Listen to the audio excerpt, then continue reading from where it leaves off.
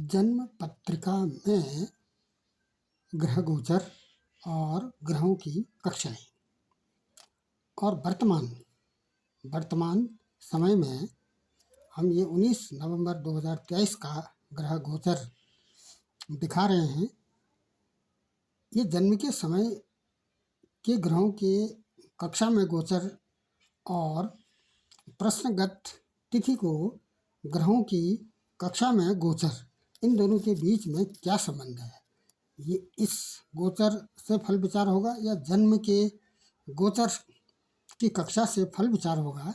इसके लिए ग्रहों की डिग्री, जैसा कि इस संबंध में ग्रहों की कक्षा के बारे में विस्तार से चर्चा हो चुकी है, फिर भी पुनः स्मृति के लिए 0 से 3:45 तक की कक्षा शनि की कक्षा होती है और 60 डिग्री 30 कला तक गुरु की कक्षा, और तीसरी कक्षा मंगल की है जो 11 डिग्री 15 कला तक होती है। तो ये कक्षाओं का वितरण है, डिस्ट्रीब्यूशन है। अब ये जन्म के समय की डिग्रियां हैं, ये जन्म के समय की ग्रहों की डिग्री है। इन डिग्रियों के आधार पर यदि हम इस तरह से देखें तो ये पहली कक्षा शनि की गुरु, मंगल, सूर्य, शुक्र, बुध, चंद्र और लग्न की है। तो चंद्रमा गुरु की कक्षा में है, लग्न और शनि मंगल की कक्षा में है। मंगल, बुध, शुक्र, राहु और केतु शुक्र की कक्षा में है और गुरु बुध की कक्षा में है और सूर्य लग्न की कक्षा में है। क्या इसका मतलब हुआ, क्या इसका संबंध हुआ? जैसा कि चंद्रमा गुरु की कक्षा में है तो चंद्रमा गुरु को मित्र मानते हैं। ये शुभ फल देंगे। कब देंगे?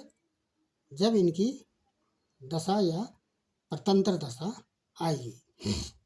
शनि मंगल की कक्षा में है, शनि मंगल को सम मानते हैं, न मित्र मानते हैं न शत्रु मानते हैं। मंगल शुक्र को शत्रु मानते हैं और शुक्र मंगल को सम मानते हैं, और बुध शुक्र को अति मित्र मानते हैं। इस पर विशेष फोकस देना है क्योंकि बुध की महादशा भी चल रही है 20 जून 2026 तक। तो ये गोचर, ये जन्म के समय के जो बुध हैं वो शुक्र की कक्षा में है, वो शुक्र बुध के अति मित्र हैं, और राहु भी शुक्र की कक्षा में है, ये भी अति मित्र हैं। केतु शुक्र की कक्षा में है, ये शत्रु हैं। अभी वर्तमान ग्रह गोचर 19 नवंबर 2023 का देखें। ये सार्वजनिक गोचर है। 19 नवंबर 2023 को सूर्य और मंगल शनि की कक्षा में है। ये सूर्य तो शनि को सम मानते हैं और मंगल शनि को मित्र मानते हैं। शनि की प्रतंत्र दशा चल रही है, तो ये भी अपना प्रभाव पॉजिटिव देंगे। शनि गुरु की कक्षा में है, शनि की प्रतंत्र दशा चल रही है, गुरु की तो नहीं चल रही है, तो ये इसको शत्रु मानते हैं। और गुरु सूर्य की कक्षा में है, इसको सम मानते हैं। चंद्रमा शुक्र को शत्रु मानते हैं, लेकिन शुक्र तो स्वयं अपनी कक्षा में है, और बुध स्वयं अपनी कक्षा में है। राहु और केतु लग्न की कक्षा में है। तो इसका क्या फल विचार किया जाएगा? गोचर के आधार पर बुध सबसे आगे हैं। क्यों? क्योंकि ये अपनी कक्षा में गोचर कर रहे हैं, न इनको शत्रु का भय है न इनको अति शत्रु का भय है, ये अपनी ही कक्षा में है। कहने का मतलब ये है, ये अपने ही घर में है। यदि अपने ही स्थान पर बिना शत्रु के कोई यदि रहते हैं तो उसमें शांति का अनुभव करते हैं। तो ये बुध की महादशा भी चल रही है और ये अपनी भी कक्षा में है, गोचर में।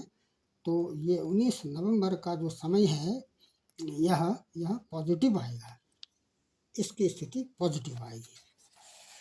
अब दूसरा देखना ये है कि सूर्य लग्न की कक्षा में है।